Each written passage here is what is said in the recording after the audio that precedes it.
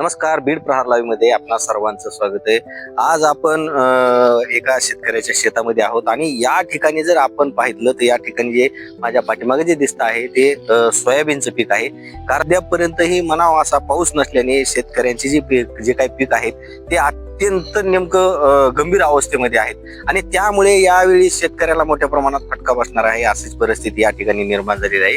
कारण शेतकरी आहे तो शेतामध्ये आपल्या मोठ्या कष्टाने मोठ्या हिमतीने पीक पिकवत असतो, मोठ्या आशेने पीक पिकवत असतो। मात्र शेतकऱ्याची कशाप्रमाणे आशा आणि निराशा होती ही आपण या ठिकाणी आपण हे विदारक चित्र जर पाहिलं तर आपल्या लक्षात येईल। कारण ही परिस्थिती आहे ती खूप गंभीर परिस्थिती बनलेली आहे, त्यामुळे शेतकऱ्यावर खूप मोठं संकट ओढवलेलं आहे। कारण हे या जे शेतामध्ये आहे ते आज सगळ्या बाजूला जर आपण पाहिलं ते सर्व बाजूला हे सोयाबीनचं पीक आहे आणि सोयाबीनचे पीक नेमकं आता कुठंतरी त्या सोयाबीनला कुठेतरी शेंगा लागणार होत्या। सध्या फुलोऱ्यामध्ये भरपूर आहे ते, परंतु नेमकं ज्यावेळी या सोयाबीन पिकाला पावसाची गरज होती त्याच वेळेस मात्र पावसाने दडी मारल्याने या सोयाबीन पिकाचं मोठ्या प्रमाणात नुकसान होत आहे। आपण जर पाहिलं तर बारीक बारीक फुलोरा सध्या या सोयाबीनला आलेला आहे। या ठिकाणी पाहू शकतो की हे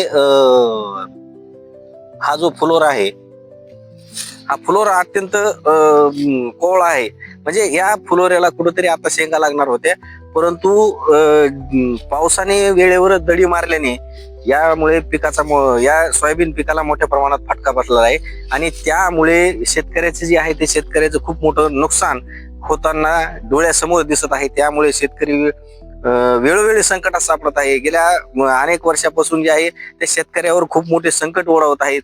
कधी दुष्काळ, तर कधी अतिवृष्टी, तर कधी पीक विमा नाही, तर अनेक अशा जे काही समस्या आहेत ते शेतकऱ्यासमोर नेहमीच उभा राहतात। परंतु शेतकऱ्याला सध्या कोणीही वाली नाही, कारण शेतकऱ्याच्या संदर्भात जर आपण पाहिलं तर शेतकऱ्याची बाजू मात्र कोणी घेताना दिसत नाही। शेतकऱ्यांचे काय सध्या जे हाल आहेत त्याबद्दलही कोणी बोलत नाही। मात्र ही जी शेतकऱ्याची दुरावस्था जर आपण पाहितली तर खूप गंभीर बनलेली आहे। याचा कुठंतरी शासनाने आता निर्णय घेऊन या शेतकऱ्याच्या संदर्भात मोठा निर्णय घेणं गरजेचं आहे। कारण जे हातातोंडाला आलेला जो घास आहे शेतकऱ्याच्या तो पूर्ण निसर्गाने हिरावून घेतलेला आहे आणि त्यामुळे शेतकऱ्यावर पुन्हा आर्थिक संकट ओढवणार आहे हे मात्र नक्की आहे। काय सांगाल की सध्या सोयाबीन पिकाची काय परिस्थिती आहे आणि किती एकर सोयाबीन आहे आणि खर्च किती झालेला आहे? सोयाबीन 2 एकर पेरलेला आहे।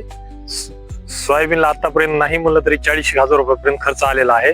सोयाबीन कमरा इतकं वाढलेला आहे, परंतु आता अचानक टायमाला पावसानं 1 महिना झालं कसलाही थेंब नसल्यामुळं सोयाबीन आता फुलवाऱ्यात आहे, वाद्या लागण्याच्या परिस्थितीमध्ये आहे आणि आता सोयाबीनच्या फुलं गळायला चालू झाले आहेत। म्हणजे काहीच पर्याय नाही, पाणी थोडं पडप बोरला आहे, ते सोलर आहे, ते सोलर बी ऊन नसल्यामुळे चलत नाही। सोयाबीन याच ठिकाणी गेल्या वर्षी सोयाबीन होतं तर जवळपास 80-85,000 रुपयाचं झालं होतं। या वर्षी त्या गेल्या वर्षीपेक्षा बी यंदा सोयाबीन सुरुवातीला परिस्थिती चांगली होती, 1 लाख रुपये होईन असं अपेक्षित होतं, परंतु आता काय म्हणजे काढण्याचा खर्च सुद्धा निघेल की नाही निघेल ही परिस्थिती आहे।